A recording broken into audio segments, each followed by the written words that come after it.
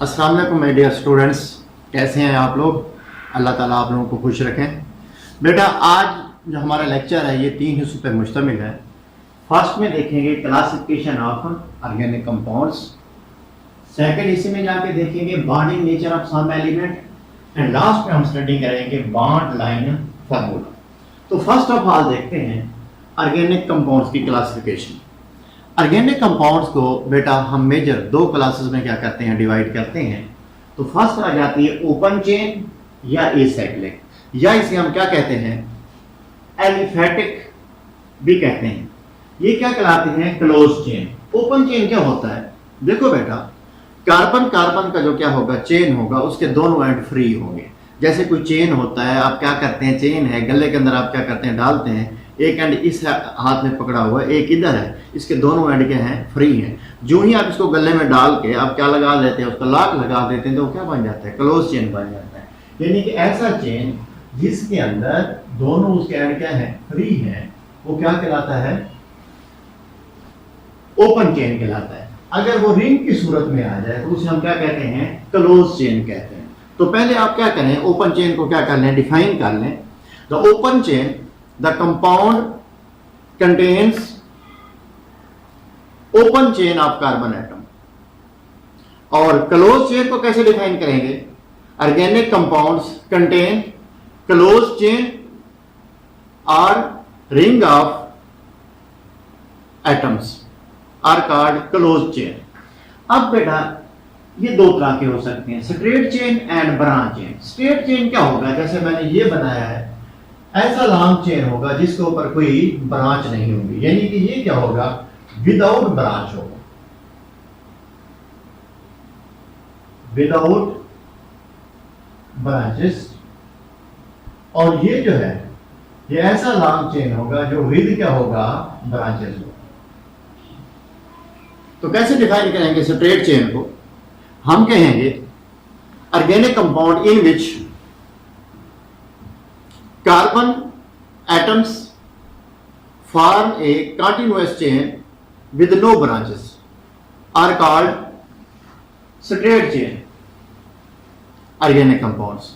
और branch chain को कैसे क्या करेंगे, डिफाइन करेंगे, हम कहेंगे the organic compounds in which carbon atoms forms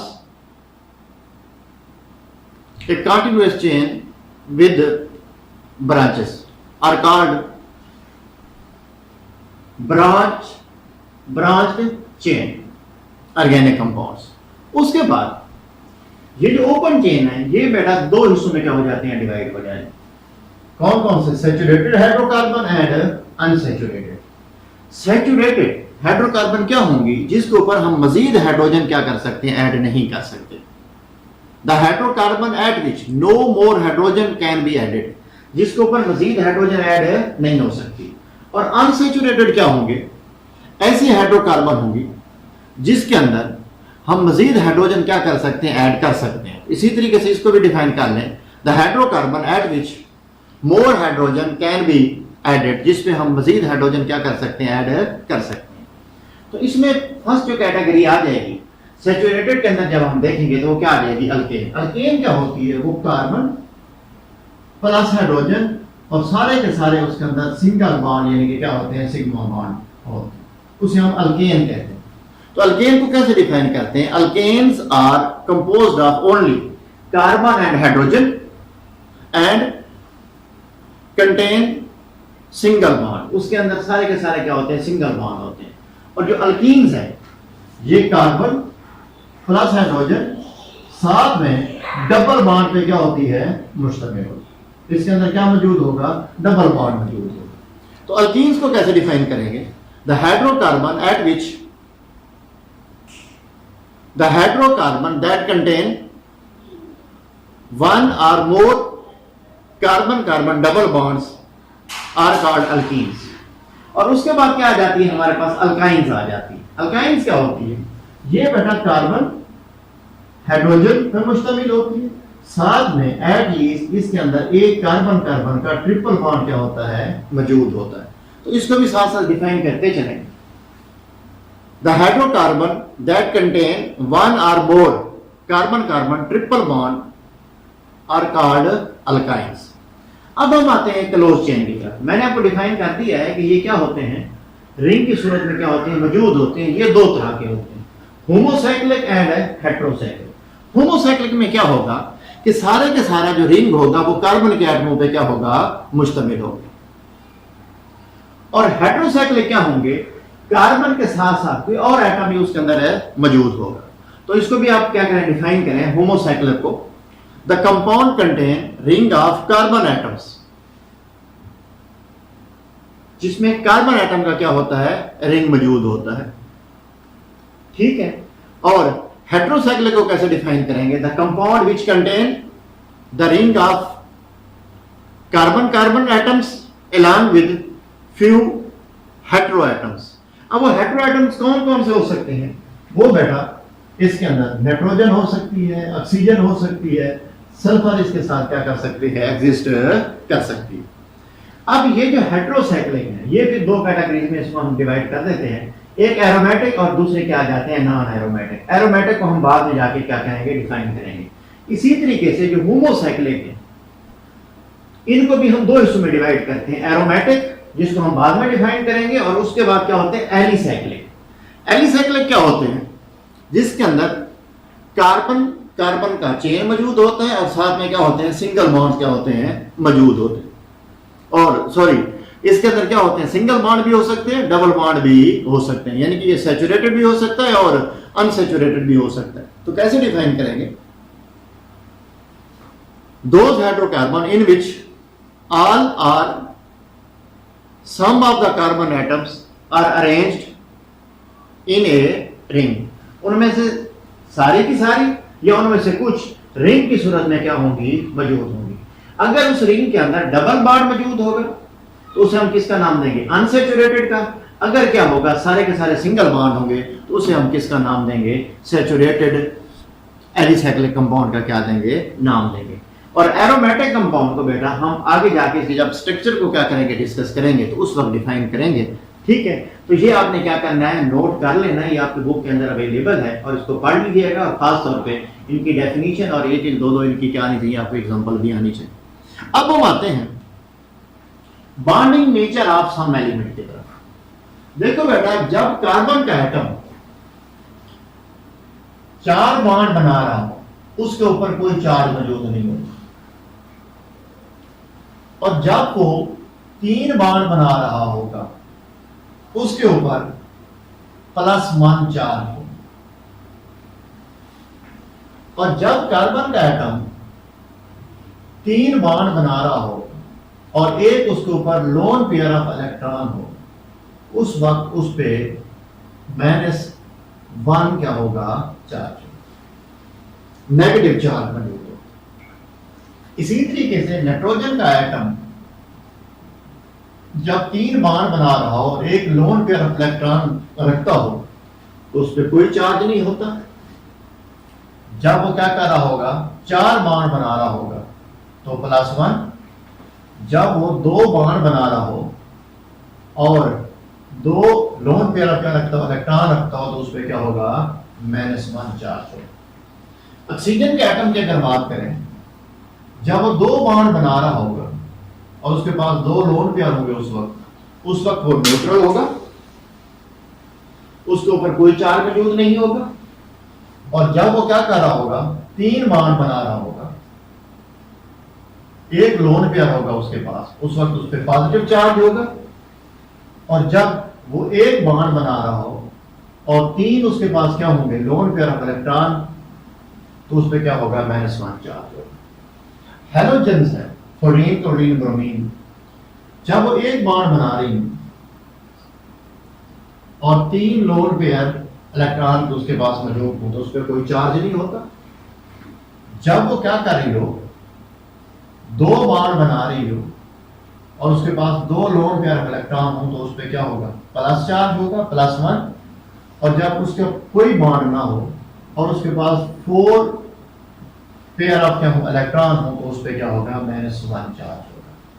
यानी कि जब भी हम क्या लिखेंगे इसके आगे जाके कोई कंपाउंड पढ़ेंगे, कोई रिएक्शन पढ़ेंगे, तो इन बॉन्डिंग का हमें पता होना चाहिए कि इस वक्त मॉलिक्यूल की क्या सिचुएशन है, एटम के हम कितने बॉन्ड्स बना के बैठे हैं, उस पर कितने लोन पेयर होंगे या नहीं होंगे, क्या सिचुएशन है। तो ये चीज़ हमारे लिए बहुत ज़्यादा क्या होगी, हेल्पफुल होगी। उसके बाद है बॉन्ड लाइन फार्मूला। देखिए बेटा, इस चैप्टर के अंदर या आगे हम जाके पढ़ेंगे तो अक्सर मॉलिक्यूल्स को वो इस तरह की लाइन से क्या कर देते हैं, रिप्रेजेंट कर देते हैं। तो हमें कैसे पता चलेगा इसके अंदर कौन कौन से एटम है, कैसे बॉन्ड है। तो ये जो रिप्रेजेंटेशन होती है किसी भी मॉलिक्यूल्स की, उसको हम क्या कहते हैं, बॉन्ड लाइन फार्मूले का क्या देते हैं, नाम देते हैं, बॉन्ड लाइन फार्मूला। ये बॉन्ड लाइन फार्मूला क्या होता है, या इसे हम क्या बोलते हैं, लाइन एंगल फार्मूला। देखिए बेटा, सपोज इस तरह का ये कोई मॉलिक्यूल्स है,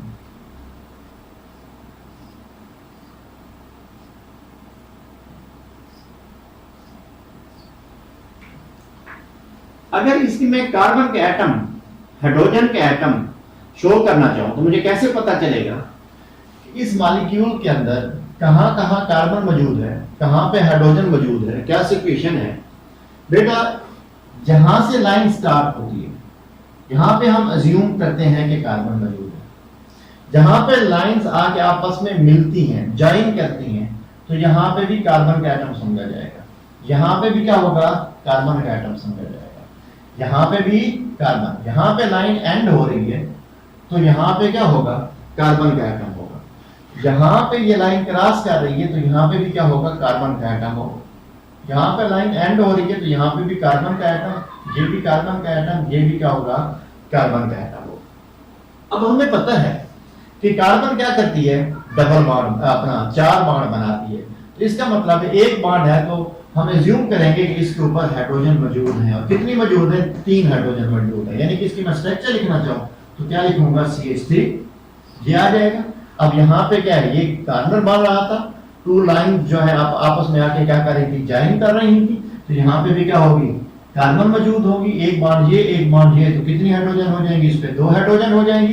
फिर इसी तरीके से यहाँ पे ये 2 लाइन जो है आपस में क्या करेंगे, मिल रही है, तो ये भी क्या होगा, कार्बन का एटम होगा। कितने बॉन्ड है, 2, तो यहाँ पे क्या होंगी, इसी तरीके से यहाँ पे कार्बन समझी जाएगी। 3 लाइन नजर आ रही है तो इसका मतलब है 3 बॉन्ड है, तो एक क्या होगी, हाइड्रोजन। अगर मैं इधर जाता हूं तो यहाँ पे ये लाइन एंड हो रही है तो इसका मतलब है यहाँ पे क्या होगी, कार्बन। एक बॉन्ड नजर आ रहा है तो ऑटोमेटिकली इसके ऊपर क्या मैं लिखूंगा, 3 हाइड्रोजन लिखूंगा।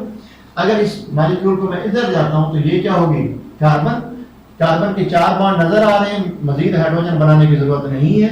इधर जाएंगे तो एक कार्बन होगी, इसको क्या लिखूंगा, CH3। इधर ही जाऊंगा तो क्या लिखूंगा, CH3। इधर जाऊंगा तो क्या लिखूंगा, CH3, और यहाँ पे क्या होगी, कार्बन। तो ये इस मॉलिक्यूल्स की क्या होगा, लाइन एंगल क्या होगा, फार्मूला होगा। अगर इनके अलावा कार्बन हाइड्रोजन के अलावा कोई एटम है तो उसको वो देगा। मिसाल के तौर पे ऐसे है, वो ऐसे लिख देता है, तो साथ से यहाँ पे एंड हो रही है, कार्बन अपना लाइन एंड हो रही है, तो अब उसने एटम दे दिया है तो इसका मतलब ऑक्सीजन ही है। यहाँ पे हम कार्बन का एटम नहीं लिखेंगे। अगर वो ना देता, ये ऑक्सीजन मौजूद ना होती, तो हम क्या समझते हैं, कार्बन का एटम समझते। अगर यानी कि ये यूं होता ये, तो हम समझते हैं यहाँ पे क्या है, कार्बन है। अब क्योंकि उसने ऑक्सीजन दे दिया तो यहाँ पे क्या समझ जाएगा, ये ऑक्सीजन का एटम मौजूद है। इसका मतलब है कि इस कोने के ऊपर क्या मौजूद है, कार्बन। यहाँ पे भी क्या है, कार्बन। यहाँ पे भी क्या है, कार्बन। यहाँ पे इसके कितने बॉन्ड नजर आ रहे हैं, एक बॉन्ड नजर आ रहा है, तो इसका मतलब है कितनी हाइड्रोजन होगी, यहाँ पे 3। यहाँ पे कितने बॉन्ड नजर आ रहे हैं, 2, इसका मतलब है हाइड्रोजन 2 होंगी, बॉन्ड इसके पूरे हो जाएंगे। यहाँ पे कितने बॉन्ड नजर आ रहे हैं, 1 2 3, तो एक हाइड्रोजन होगी। और यहाँ पे डबल बॉन्ड है, उसने दे दिया। यानी कि हाइड्रोजन और ऑक्सीजन के अपना कार्बन के अलावा कोई भी क्या होगा, एटम वो देगा तो वो लिख देगा। अदरवाइज वो क्या करेगा, हमें खुद एज्यूम करना पड़ेगा कि कहां पे कार्बन के है, मौजूद है। तो इस तरीके से मैं आपको मॉलिक्यूल लिख देता हूं। सपोज ये है बेंजीन की हम स्ट्रक्चर लिखते हैं, तो बेंजीन का फार्मूला हम कैसे लिखते होते हैं, ये है। तो क्या मतलब होता है इसका, यानी कि इस कार्बन के ऊपर यहाँ पे ये 2 लाइन मिल रही है, तो यहाँ पे कार्बन है, यहाँ पे भी क्या है, कार्बन है, यहाँ पे भी क्या है, कार्बन, यहाँ पे भी कार्बन, यहाँ पे भी कार्बन, यहाँ पे भी कार्बन। अब कितने बॉन्ड है हर कार्बन के, 3 बॉन्ड नजर आ रहे हैं, तो एक एक इसके ऊपर क्या होगी, हाइड्रोजन मौजूद।